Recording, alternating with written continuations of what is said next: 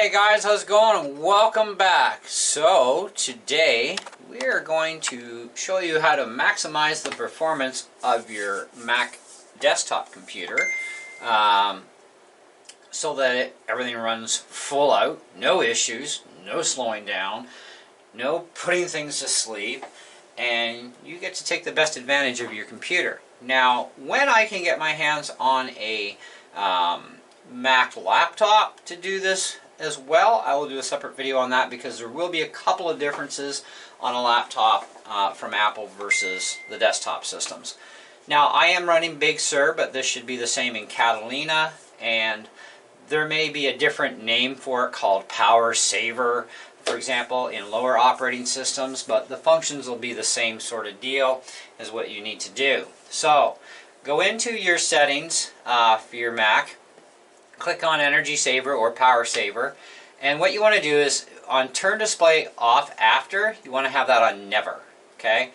Never ever allow your Mac screen to turn itself off. This can be very annoying, especially if you're doing a download or something. You got to wake the thing back up. You know, it can be a real bit of a pain. So, prevent computer from sleeping automatically when the display is off. Okay, you want to make sure that actually has a check mark. Okay, so that this way it won't allow it to do that. Alright, so next is put hard disk to sleep when possible. Now, a lot of us like to run external hard drives. Now, a lot of external hard drives nowadays, especially USB externals, automatically have their own sleep mode. I know my Toshiba does. Although the icon is there, the sucker is sleeping. And there's no way around that at all, even with this feature. However, on your internal drive, that works differently. Okay, so you want to make sure no check mark is there. Wake for network access. Okay, leave that just blank. Okay, start up automatically after a power failure. Now that's optional. I used to do that, but now that I live out in the country, we do get probably, I don't know, half a dozen power outs during the summer, a couple during the winter. That can be really annoying, you know, because like the power flickers, it starts up, it power flickers again, and you know, or we just lose all power, and then I'm going to bed, it's 3 o'clock in the morning, and I'm like, and yeah, the computer was doing something, but we had a power outage, and I hear that loud gong go off and wake me from my sleep. I don't want that. So I now leave that option like the way it is, no check marks. Enable power nap. While sleeping, your Mac can back up using Time Machine and periodically check for new email, calendar, and other iCloud updates. Now, I do not have that set to on because I don't want my Mac doing that stuff, whether I've left it turned on or not. I just don't want it happening.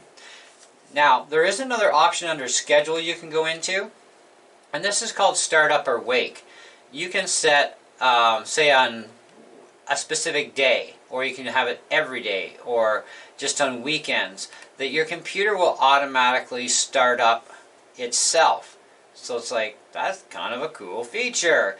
And I loved doing this at one time because I'm pretty much up at the same time every day. Okay? And it's nice to wake up and my computer is already turned on and running. All I got to do is sign into it and I just do my thing. I don't have to wait. And that's the one thing with mechanical hard drives on computers, even Macs. Mechanical hard drives really slug down our machines. Even for launching programs and you know how they run when they are up and running, mechanical hard drives are always a sluggy thing. So I used to always have this thing set up, well, not this particular computer, my late 2013. This is my new late 2015.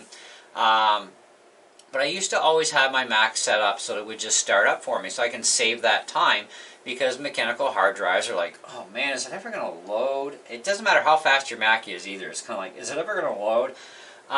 So I am switching over to an SSD drive in this thing.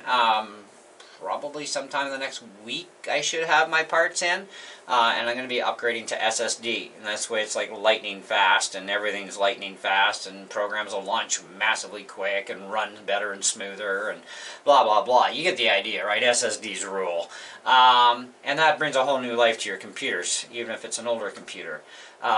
So you know, for that I might turn that feature back on again. You know, but for now I leave it off because you know.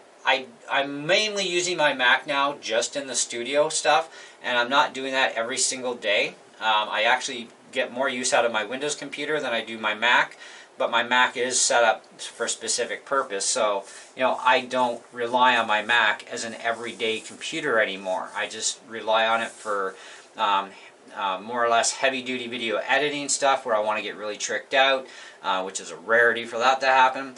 But otherwise, I primarily use it for my recording stuff of my music. So, you know, for me, it's kind of like I can leave this off even with an SSD. It doesn't matter. But you do have that option there, okay?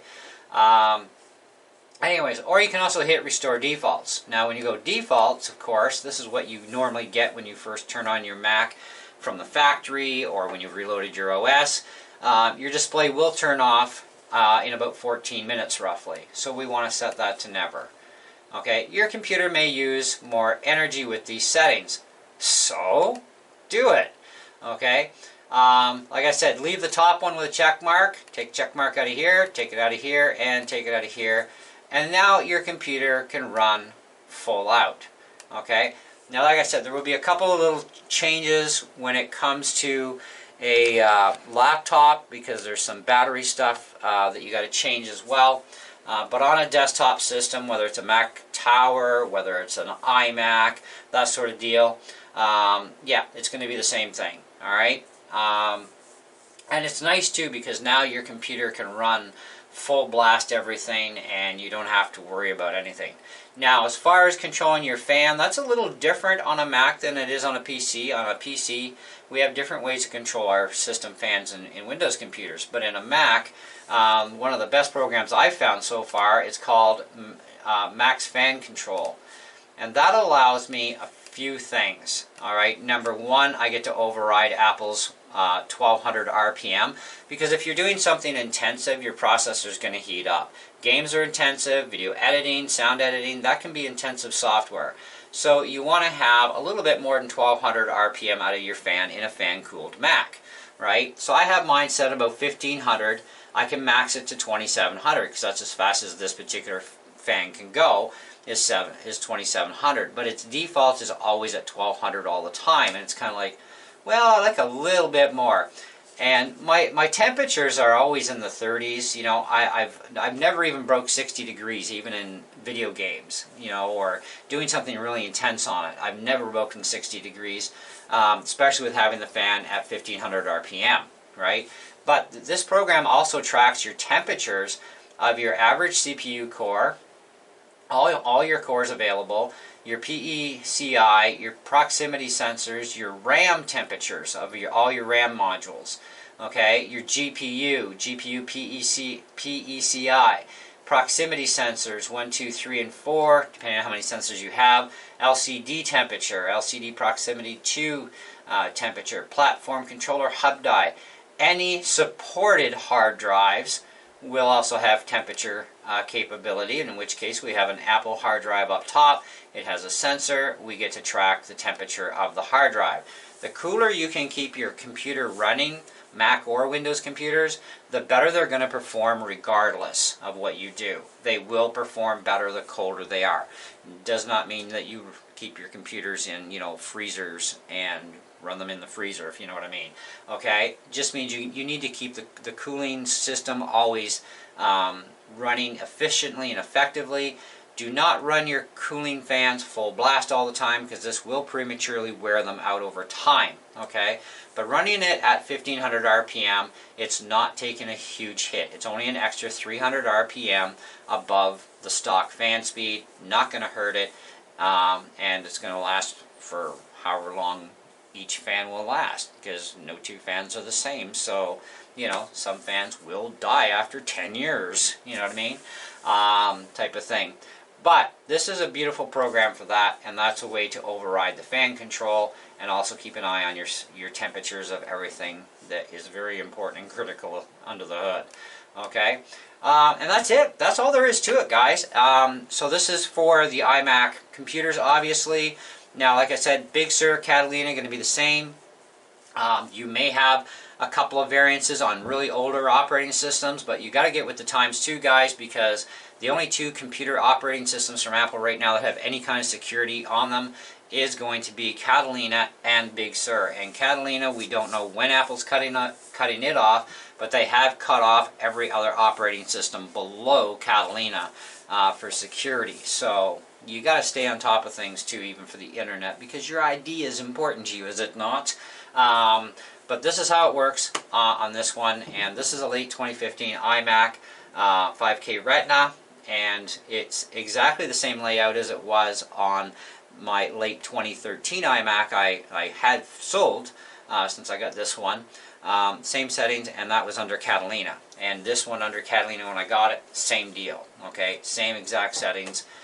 So if you do have, you know, a newer generation iMac from late 2013 and above, if you're running Catalina or you are able to run Big Sur, then it should be exactly the same settings for your desktop systems anyways. For laptops, like I said, as soon as I get a laptop for an Apple one, even if I have to borrow one from a friend, hopefully, if I don't buy one first, then we'll definitely do a video on the laptop thing. Anyways, that's it. That's all. Let me know what you think in the comments below, and thanks for watching, and we'll catch you on the next one. Ciao.